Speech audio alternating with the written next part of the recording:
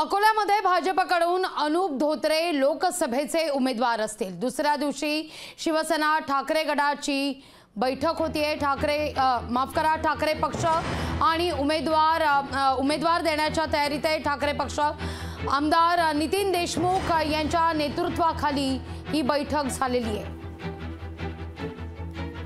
लोकसभेची तयारी आमची सुरुवातीपासून आहे।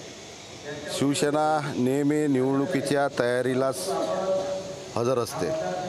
आजची जी बैठक आहे, ह्या बैठकीमध्ये महाविकास आघाडीचा उमेदवार कसा या जिल्ह्यामध्ये विजयी होऊ शकतो याच्यासाठी नियोजनाची बैठक आहे।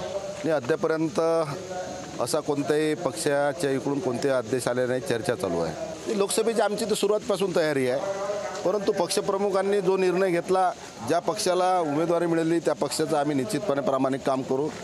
आमची मागणी शिवसेनेला सुरुवातीपासून आहे आणि शिवसेनेसाठी आम्ही हा अकोला जिल्हा मागणार सुद्धा आहोत। लोकशाही मराठी ऐका, पहा, जागरूक रहा।